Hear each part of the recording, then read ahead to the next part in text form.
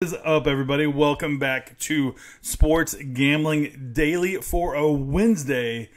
It is May 29th. It is a Wednesday. Hey, welcome to the show. If you're new to the show, my name's Jared, and pretty much what I try to do here is post daily sports betting content where I give you my picks, plays, breakdowns from my sports betting systems. What those systems are designed to do: find matchups that we can exploit for profitability. So pretty much what we try to find here is value in certain lines. We look for certain trends, and then we try to jump on those long-term value plays. That sounds like something you're interested in. Consider hitting that red subscribe button, smash that thumbs up button, and hit that bell notification so you'll be notified every time I post a new video. All right, yesterday, pretty good day for us. We went a total of 3-3 on our plays. So as far as YouTube goes, we had 3 plays. One of them got canceled because the Twins, Twins versus Brewers, they scratched Pineda, or no, not Pineda, Perez. So that game got canceled. They brought in a AAA player that actually has been pitching extremely well.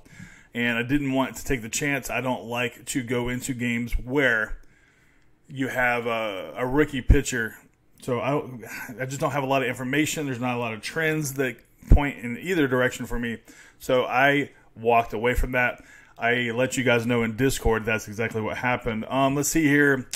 The Texas Rangers, they won significantly. Thank you, Texas, for not screwing me over again like you've done all year. And let's see. Oh, the Cardinals, man, they lost 4-3 in that rain-soaked game.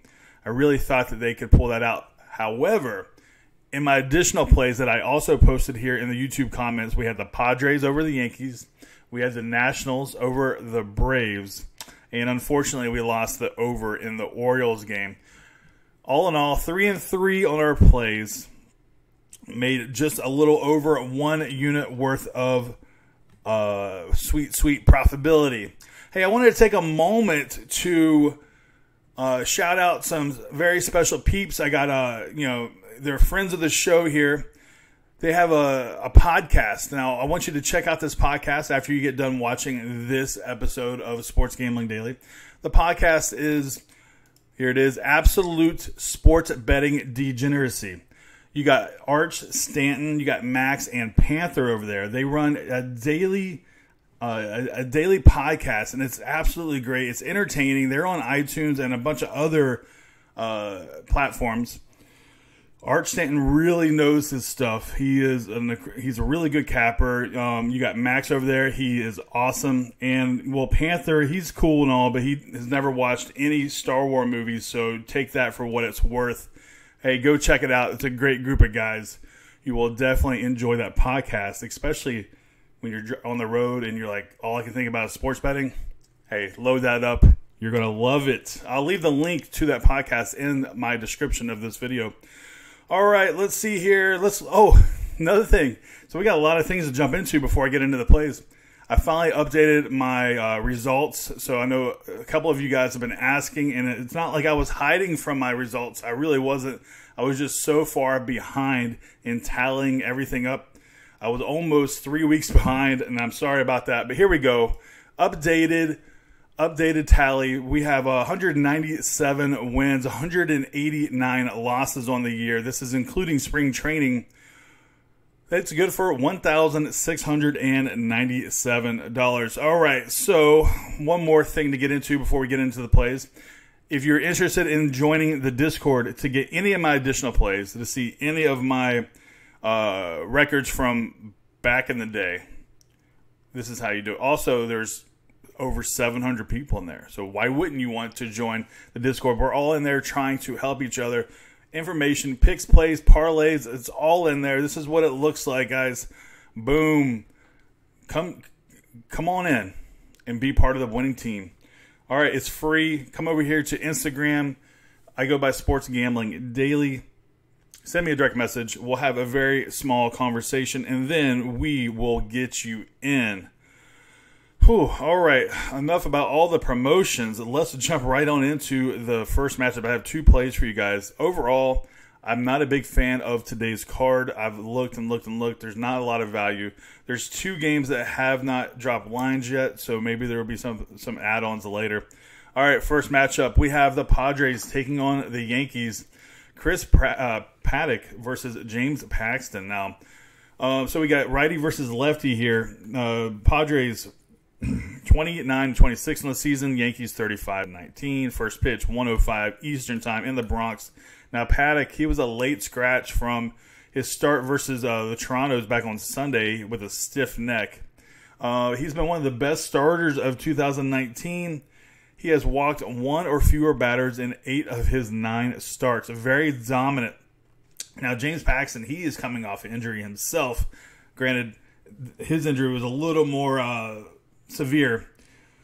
He says he had left knee inflammation, and he still has pain in that knee, discomfort in that knee. So that's something to look forward at. Like, you got to make sure he might not just be. He's obviously not 100%. So that might be something the Padres can take advantage of. But however, the Yankees have won his last 4 starts when he's been obviously the starter. All right, so let's jump into some trends here. The Padres, sorry guys.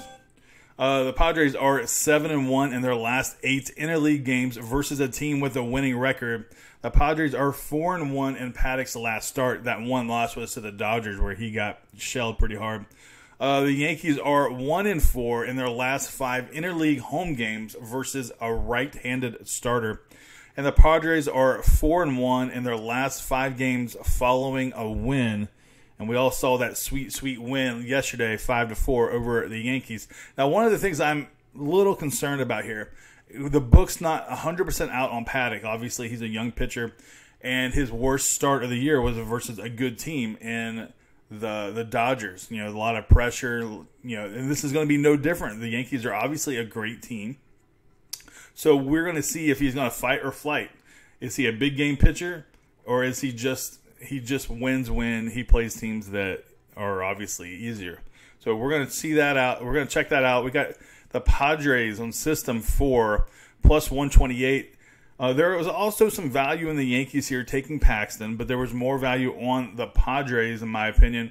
Not just because of the plus money, but because you have a big pitcher in Paddack coming off a win. You see all the trends. So I liked the play of the Padres plus 128 to get the win, 100 to win 128. Next and final matchup I have thus far, Mets versus Dodgers. You got Thor Syndergaard versus Walker Buehler. So righty on righty. Now the Mets coming in at even 500. You got the Dodgers. Man, they've been great this year. They've been red hot. 36-19, but the Mets have been fairly hot lately, so they're trying to claw their way out of the basement. All right, first pitch 10:10 Eastern time, Dodger Stadium. Now it's important, 10:10.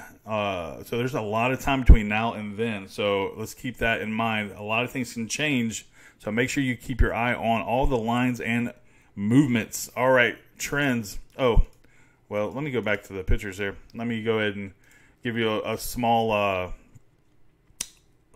summary here. Now, Syndergaard, he has had some issues this year. He allowed 6 runs in 5 1/3 last time out. Thor says it's something mental. Other people are saying it's his mechanics. He has an ERA of 5.02 in his last 9 starts. Now, Buehler, he had a tough luck outing last weekend in Chicago. Buehler has been great in his past 3 turns, allowing just 1 earned run over 19 innings with 20 strikeouts, and the command has been great, giving only 2 walks in that stretch. Now, the Mets batters, other than J.D. Davis, nobody on the Mets has actually seen Buehler, at least from the stats that I've combed through today. So that will be significant as well. And I think that'll also help towards where I'm going with this game. The under is 13-2-3 in Buehler's last 18 home starts. That's pretty significant, and that's a decent-sized trend there. Now, The under is 5-1 in the Mets' last 6 Wednesday games. Now, at first glance, you're like, well, what does that even mean? Like, it's just arbitrary. Well, think about when you go to work. Maybe you don't like going to work on Monday or Wednesday or Friday. Like, there can be some issues there. So just don't discount it completely. Some work days are better than other days. Even though they're playing baseball, it still worked for them. Under is 8-2-2 in Syndergaard's last 12 starts during Game 3 of a series.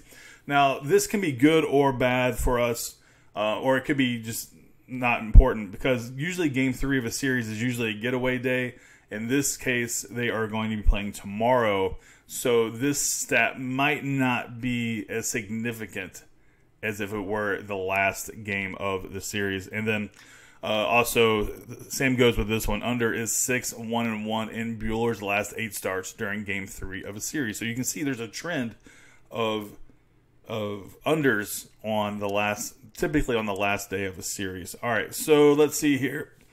Excuse me. All right, Mets versus Dodgers, under 7.5. Now this line opened up at 7.5. And you were able to get plus money at one point on 5 dimes at plus 102. Obviously, I was sleeping when that happened, so I missed out. So that also tells me that there's money coming in on the under. 100 to win at 93 at 5 dimes. Keep your eye on it. You don't want this to drop below 7. That is for sure. If it dropped below 7, I wouldn't touch it. I think it's too much of a risk because you're gonna have to pay the extra. I don't know. I just think that under 7, you're going to get a plus. I guess you're going to get some plus money on that. But I mean, I would just rather take the half point instead of worrying about pushing. So, all right, that'll do it for today's show. Make sure you check out my boys on that podcast, Absolute Sports Betting Degeneracy. Like I said, those are a great group of guys. You're going to love that show. Hey. I might have some other plays today. Like I said, there was other games that have not been, the lines haven't been dropped yet. And I have a couple of leans, but I'm going to go ahead and tell you a couple of the leans, but they were not going to be plays, and especially this one. But I do lean Pittsburgh, and I know that's a contrarian play, but I do lean Pittsburgh, and I lean the under in that, but I am not making that a play, so take that for what it's worth.